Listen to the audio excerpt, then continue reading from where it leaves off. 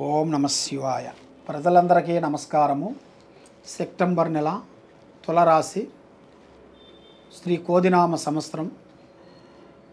ఈ నెలలో ఈ తులరాశి వాళ్ళకి చిత్తా నక్షత్రము 3-4 పాదములు, స్వాతి నక్షత్రం 1-2-3 పాదములు, విశాఖ నక్షత్రం 1-2-3 పాదములు కలిస్తేనే తులరాశి ఫలితాలు. ఈ తులరాశి వాళ్ళకి ఆదాయములో 2, ఖర్చులో 8, అవమానాలు 5, రాజపూజిత 1. కాబట్టి ఈ తులరాశి వాళ్ళకి మేనుగా అదృష్టము, జీవితము, స్థానము. చిన్న వయసు నుంచి చాలా కష్టపడుతూనే ఉంటారు.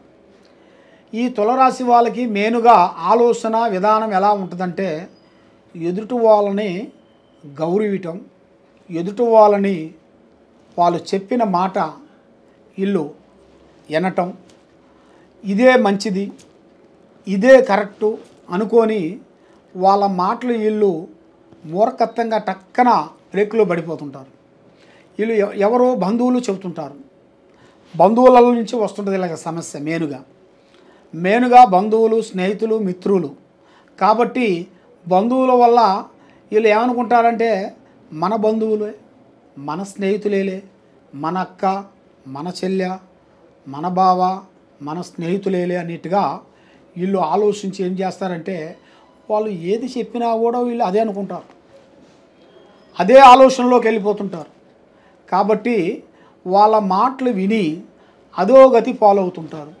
ఎందువల్ల అంటే, వాళ్ళు వీళ్ళ వీక్నెస్ పాయింట్ని పట్టేస్తారు. వాళ్ళు వీక్నెస్ పాయింట్ బట్టి వీడు మన మాట కాదన్నాడు అన్నట్టుగా వాళ్ళు ఆలోచించి వీడికి కొన్ని చెడు ప్రాబ్లంలోకి పంపిస్తుంటారు మనిషిని.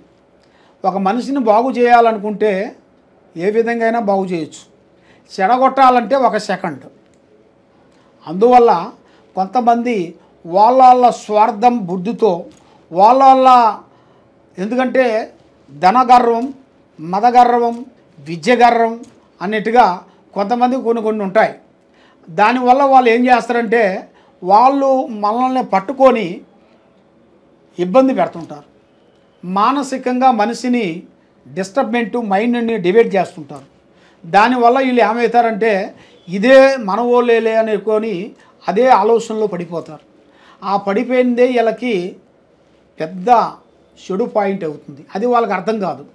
అది ఎప్పుడు అర్థమవుతుందంటే, అది తిరిగి ఆ ప్రాబ్లం చాలా పెద్దగా అయిన తర్వాత, పోలీస్ స్టేషన్ దాకా పోయిన తర్వాత అప్పుడు అర్థమవుతుంది, అరే వీడి మాట విని నేను ఈ రూట్లో పోయాను కదా, దీనివల్ల నాకు ఇంత ఇబ్బంది అయిపోయిందా అనేది చాలా బాధపడతారు.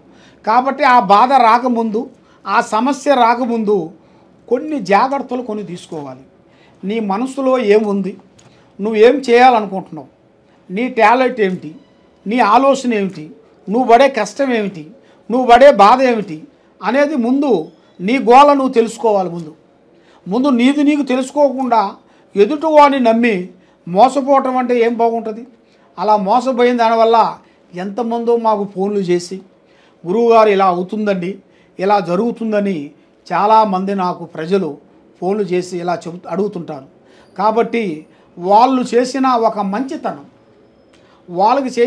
వాళ్ళు ఉండాల్సిన మెయిన్ ఏంటంటే, ఈ తులరాశి వాళ్ళకి ఒక మంచితనంలో టక్కన వెళ్ళిపోతుంటారు. ఎందుకంటే వాళ్ళ మాట కాదు అనుకోరు. ఎందుకంటే వాళ్ళు ఒక మాట అంటే మళ్ళీ ఏమైనా బాధపడతారో అని మిస్అండర్స్టాండింగ్ చేసుకుంటారో అని వాళ్ళు ఏది చెప్పినా కూడా తలకాయ ఊపేసి పోతుంటారు. ఆ విధంగా పోతే మీకు చాలా ప్రమాదాలు కనబడుతున్నాయి, కొన్ని విధానాలు కనబడుతున్నాయి. కాబట్టి మీరు కొన్ని జాగ్రత్తలు మీరు తీసుకోవాలి. ఎందుకంటే తెలివి ఒక డబ్బా సొమ్ము కాదు, తెలివి ఒక డబ్బా సొత్తు కాదు.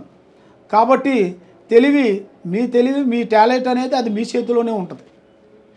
భగవంతుడు అనేది మనకి అన్నీ పెట్టాడుగా. భగవంతుడు అనేది మనకి అన్నీ పెడితే మనం దేవుడిని ఎందుకు పూజిస్తాం, దేవుడికి ఎందుకు కొబ్బరికాయ కొడతాం? అయితే మనకి ఏదో ఒక లోపం పెడుతుంటారు. ఆ లోపం పెట్టినప్పుడే అప్పుడే మనం గుడికి వెళ్తాం. అప్పుడు దాకా అర్థం కాదు. అప్పుడు దాకా నాకు అన్నీ వచ్చేసినాయే, అన్నీ సాధించేసాను, అంత గొప్పవాడిని అయిపోయాను, అంత నేను ఉద్యోగం చేసుకుంటున్నాను, నాకు లక్షలు లక్షలు ఉన్నాయి, కోట్లు కోట్లు ఉన్నాయి అనుకుంటారు జనాలు. కాబట్టి వాళ్ళు కొంచెం మూర్ఖత్వంగా కొంచెం ఇబ్బంది పడుతుంటారు. వాళ్ళకి అనుకోకుండా అకస్మాత్తుగా కొన్ని సమస్యలు వచ్చి పడిపోతుంటాయి. అవి ఎందువల్లంటే వీళ్ళ మీద ఉండాల్సిన ఒక 2 గ్రహాలు కనబడుతున్నాయి, అనగా రావు కేతువ. ఈ 2 గ్రహాల వల్ల వీళ్ళకి ఏమవుతుందంటే ఒకటి ముందుకు పోనిస్తుంది, ఒకటి వెనక్కి లాగుతుంటుంది, ఒకటి చేయమంటుంటుంది, ఒకటి వద్దంటుంటుంది. దానివల్ల ఇలా గుండా టాలెంట్ ఉపయోగం ఎంచుకోకుండా సతమతం అయిపోయి మైండ్ బ్లాక్ అయిపోతుంటారు. కాబట్టి ఏ పని చేసినా, ఏ కార్యక్రమం చేసినా మీరు ముందు చేయాల్సింది ఈ 2 గ్రహాలకి శాంతకట్టు కట్టుకోవాలి. మీరు శాంతకట్టు అంటారు. అంటే మన మైండ్ మన కరెక్ట్గా ఉండాలి, మన ఆరోగ్యం బాగుండాలి, మనం చేసే పని అభివృద్ధిగా రావాలి. అంటే మనం శాంతి పూజలు చేయించుకోవాలి. శాంతం అనగా మన ఇంట్లో మెయిన్గా మన మీద ఉండాల్సిన నెగిటివ్ అంటే చెడు, అది ఎవరెవరో కొన్ని విధానాలుగా కొన్ని చేస్తుంటారు. ఏ విధంగా? మంచిగా ఉండవలసిన వాళ్ళు మనకి ఏం చేయరు. మన దగ్గర ఉండి మనతో కలిసిమెలిసి తిరిగిన వాళ్ళు మన గురించి కొన్ని చెడు పూజలు కొన్ని చేయిస్తుంటారు.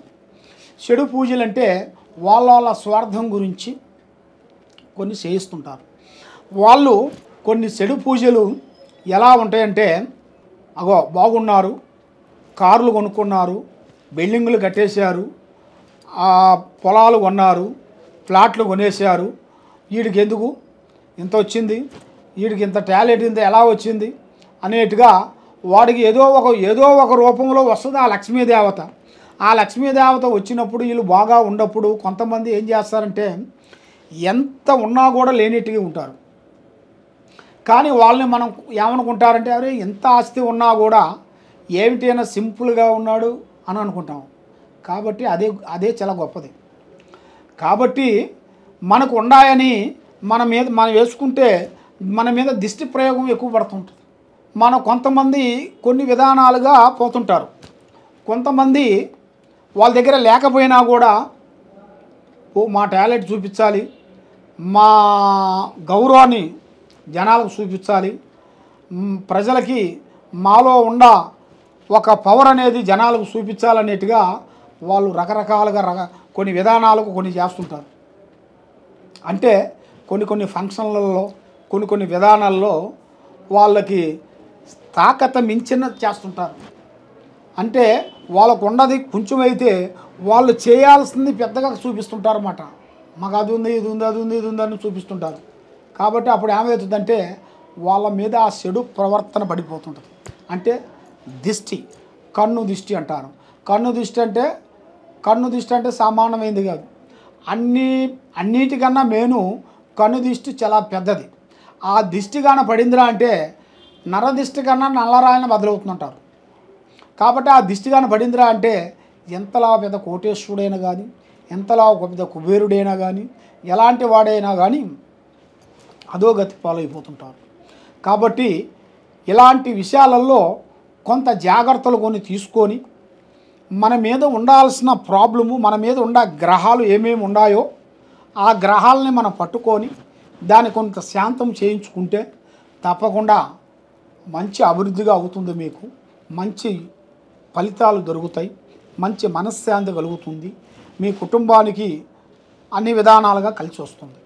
కాబట్టి మీకు ఏ సందేహాలు ఉన్నా కూడా తప్పకుండా మమ్మల్ని ఈ కింద ఉండాల్సిన నెంబర్కి సంప్రదించండి.